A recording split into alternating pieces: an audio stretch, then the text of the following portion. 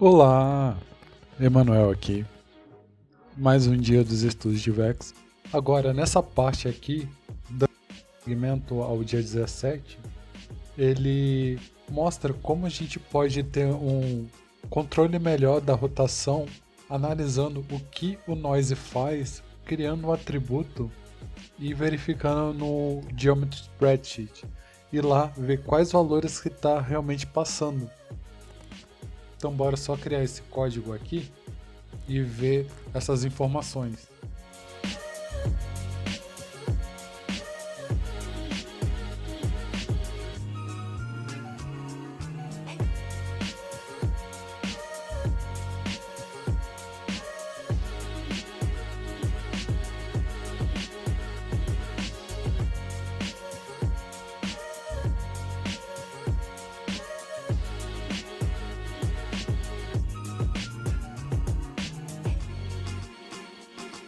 Fazendo o código, colocando o @a com o noise, a gente pode verificar aqui no spreadsheet, vou até ampliar aqui. Se a gente apertar diretamente aqui, a gente consegue ver os valores mínimos e máximos. Então a gente percebe que o valor máximo está 0.65 e o valor mínimo 0.25.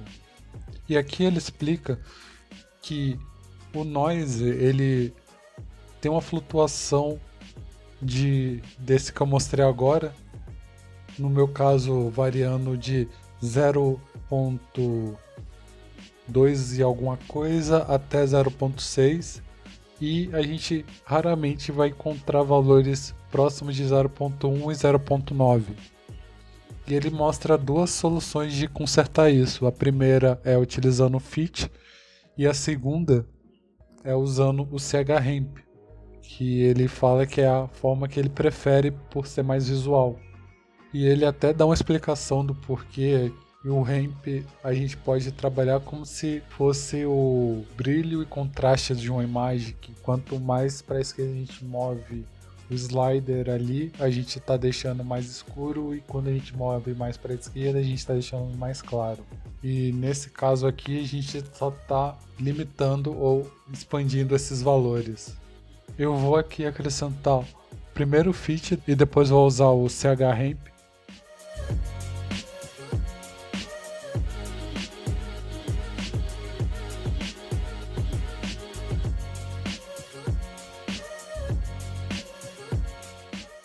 Só de usar o fit a gente consegue ver agora aqui no spreadsheet que temos valores de 0.1 até 1.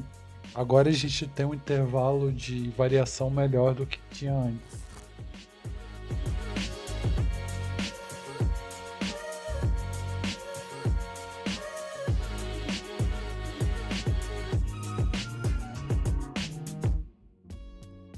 Agora, analisando o spreadsheet com o CHRAMP, a gente tem um controle maior nesse intervalo.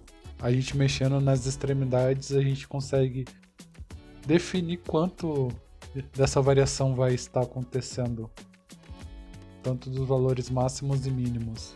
E agora ele finaliza dizendo que a gente pode utilizar tanto o spreadsheet quanto aplicar uma cor para ter um feedback visual diretamente na malha. Aí qualquer coisa que a gente consiga ter uma resposta para ver se o que a gente está fazendo está no caminho certo. E ele finaliza aqui aplicando o atributo no @p.y. Então só bora ver essa variação aqui.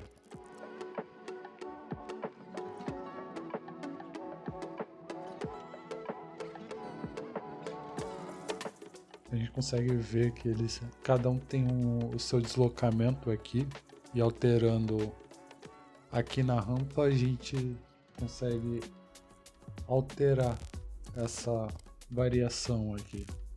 Agora ele fala do oriente via normal e up. A gente já viu um pouco de fazer a orientação via normal e up. Essa daqui é uma forma de a gente aplicar diretamente a função normal e up diretamente no quaternio. A gente tem que passar por uma outra função para fazer a conversão e o quaternio conseguir ler essa transformação. Já a orientação via matriz, ele mostra o exemplo aqui de criar a identidade e que ele gera a matriz do tipo 3 utilizando a função identidade. Esse aqui é um exemplo da matriz identidade. Então, quando a gente gera uma matriz 3x3, que é exatamente esse caso aqui, e a gente chama a matriz identidade e aplica no quaternion, aí ele fala que isso aqui não vai fazer nada e é equivalente a gente estar aplicando o oriente manualmente dessa forma aqui. E ele finaliza essa sessão das orientação via Euler. Aqui a gente trabalha com rotações para cada eixo. Então, no exemplo, ele gera um parâmetro do tipo vetor que a gente estabelece quanto de rotação vai ter para cada eixo no eixo x, y e z. E a função para ler nesse formato Euler é o Euler to quaternion. Essa função ele lê em radianos. Por isso que aqui ele passou o canal que a gente criou aqui na função radians e o segundo parâmetro que tem aqui, que está em 0, ele define qual a ordem da rotação. Então, por exemplo, a ordem da rotação ele diz ou se é x, y, z, ou se é y, z, x, ou se é z, x, y.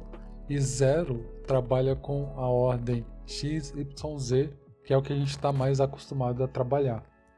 Aí nesse tópico agora, ele apresenta quando se a gente tiver duas orientações ou mais, uma forma da gente misturar essas orientações é usando a função slerp, que ele vai pegar duas orientações e o terceiro que ele criou um canal aqui no código, que é um canal de mistura ali, ou vai aplicar mais a primeira orientação ou mais a segunda orientação ou a mistura dos dois.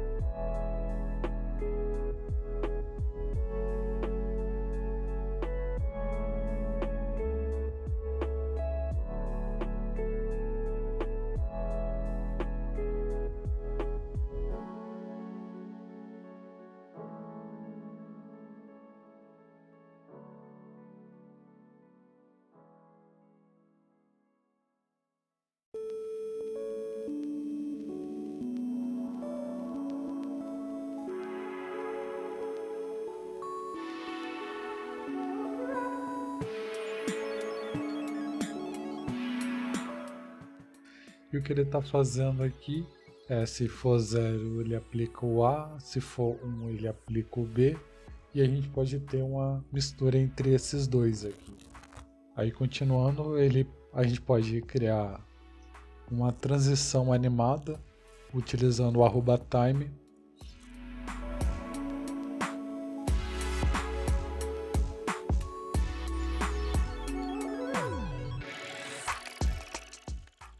Aí bem tranquilo, ele fica dando voltas no próprio eixo aqui. E agora ele aplica essa animação dentro de um CH-ramp.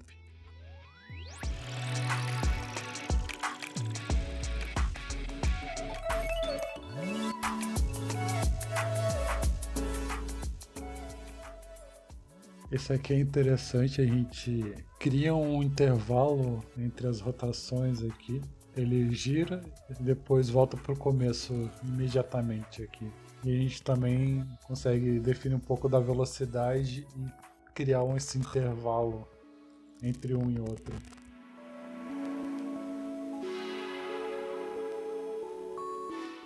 Aí ele fala que a parte mais legal da função slerp é que ele sempre vai buscar o caminho mais curto entre as duas orientações. E ele faz isso de um jeito muito estável. Agora ele compartilha um código onde ele randomiza um pouco a rotação de 90 graus aqui. Bora aplicar esse código.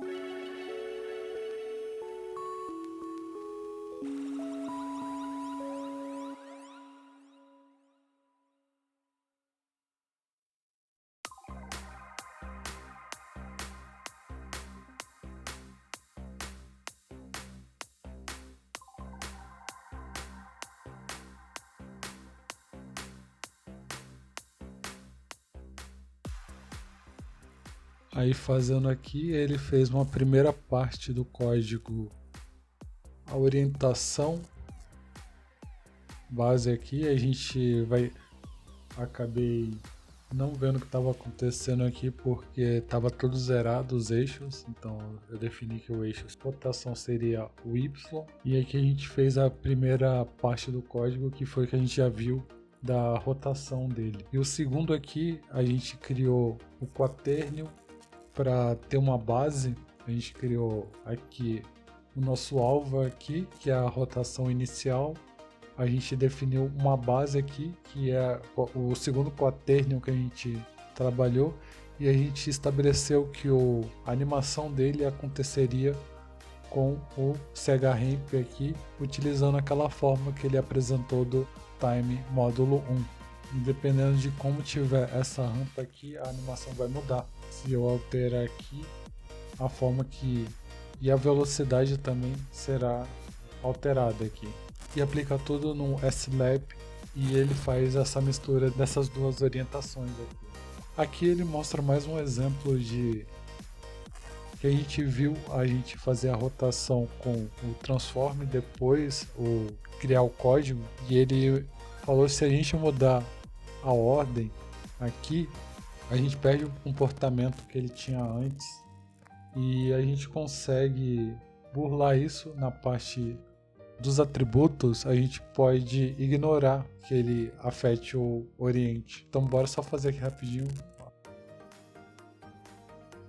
Então bora ver a rotação. Se eu rotaciono aqui, todos ficam apontados para cima. Agora se eu clicar depois, ele ignora a orientação que a gente fez e ele rotaciona todos em unidade. Aí ele falou que se a gente quiser, a gente pode. E com isso ele está pegando todos os atributos menos a orientação.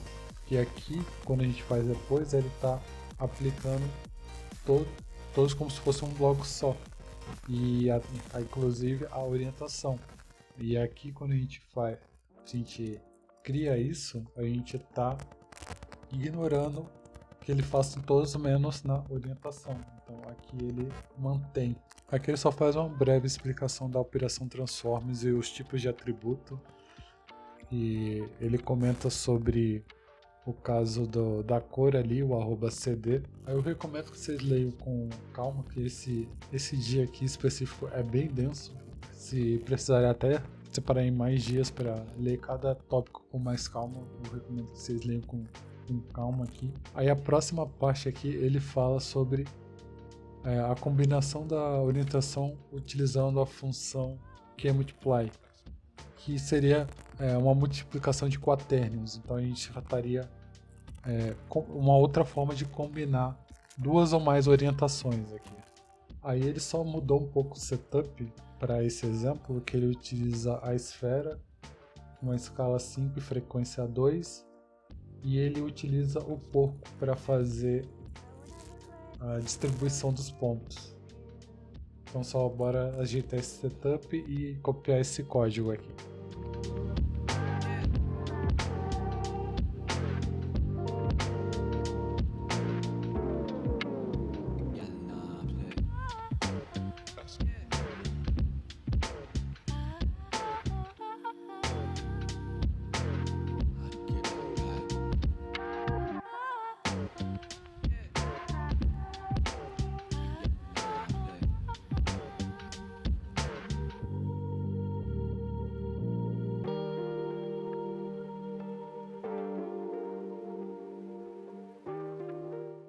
Esse código faz o modelo olhar para frente sem precisar alterar a geometria. Lembrando que quando a gente está com a geometria, a gente teria que rotacionar ele apontado para o eixo Z, e assim ele estaria apontado na forma correta aqui quando ele aplica no ponto. E com esse código a gente não precisa fazer essa rotação. Aí agora ele explica aqui no site como a gente utilizar o QMultiply para combinar duas orientações. Então aqui ele vai utilizar o oriente com quaternion usando aquele make transform, e também vai criar uma rotação extra utilizando quaternio e uma rotação aqui. E vai multiplicar essas duas orientações. Em resumo, esse daqui é o código. Ele só, em vez de utilizar aqui esse valor, ele criou um canal aqui para a gente estabelecer o quanto a gente vai fazer essa rotação. Então bora aplicar esse código aqui.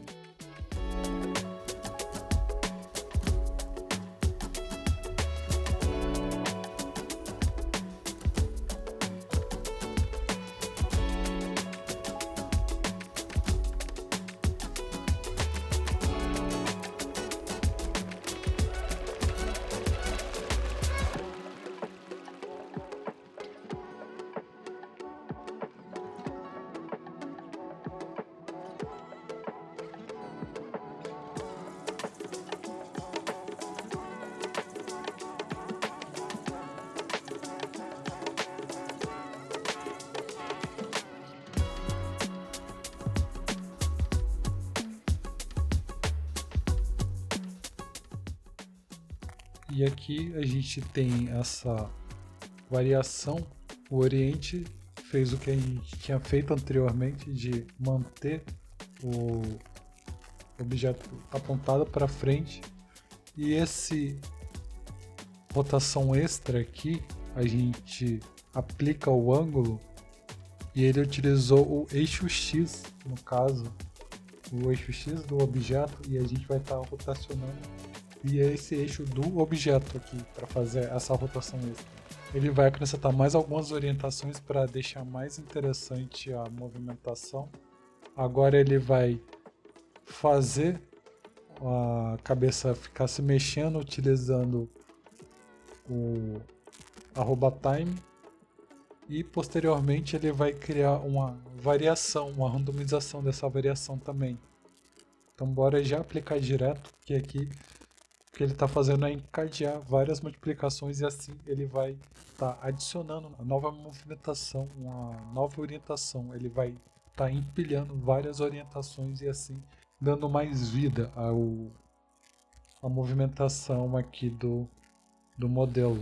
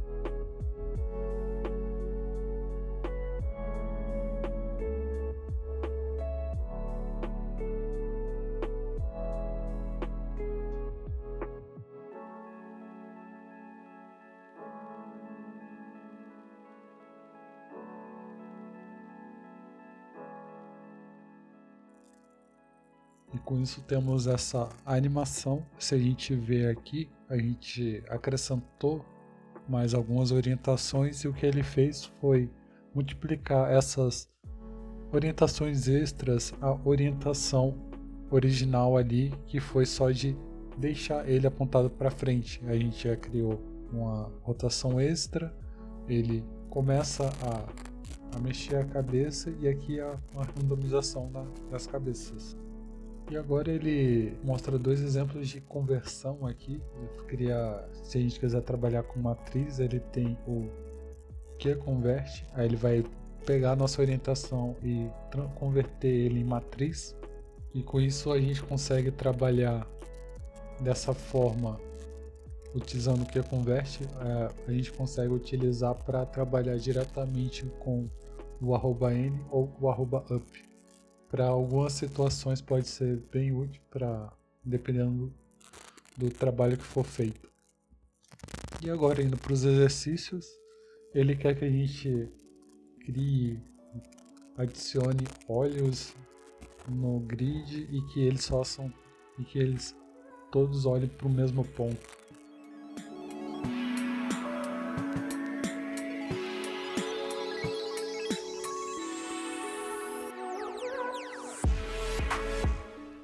Para esse exercício eu vou pegar a esfera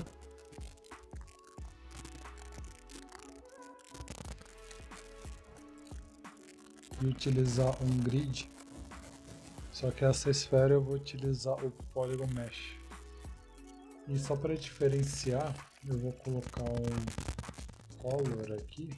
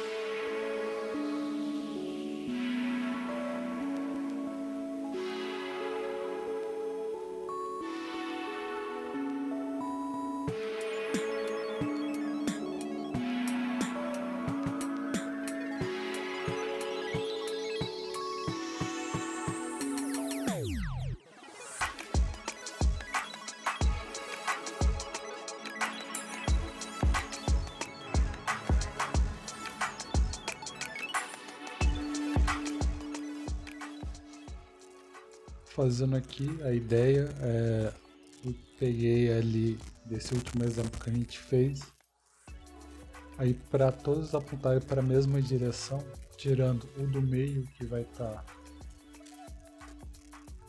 seria ele apontando para ele mesmo, todos os outros estão apontando para o centro agora, utilizando menos 90 graus. Agora indo para o exercício 2, agora ele quer que a gente crie algumas rotações randomizadas nas esferas.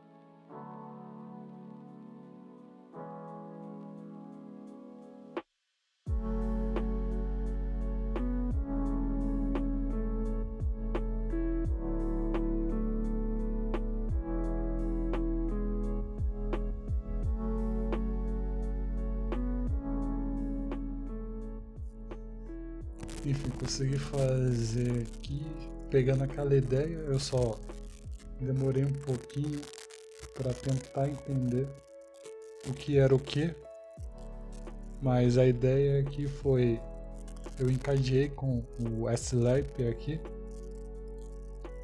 e eu só adaptei para pegar a primeira ideia de deixar todo mundo olhando para um único ponto ali, utilizando o QMultiply aqui, e depois eu utilizei os próprios valores aqui e utilizei o up, que no exemplo seria o axis, aí eu utilizei o up para fazer a orientação dele aqui e apliquei ele na rotação extra. Aí eu peguei a base também e no blend aqui, aí eu usei o CHRAMP para gerar essa curva e assim fazer ele olhar para um ponto e depois voltar. A ideia é parecida com o anterior, a diferença é que ele quer que a gente crie um blend ali manual, ali, criar um slider. Quando ele estiver em 0 ele vai estar olhando para direções aleatórias e quando estiver em 1 ele vai estar todos num único ponto.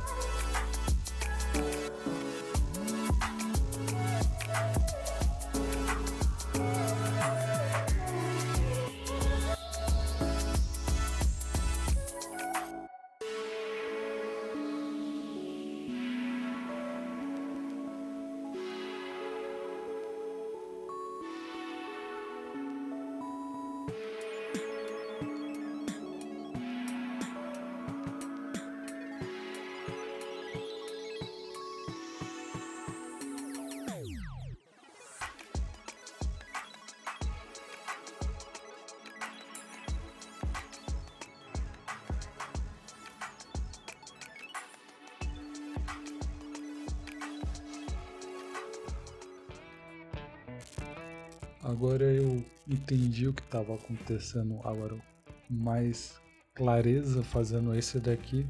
Aí eu percebi que até o anterior não estava como eu estava imaginando.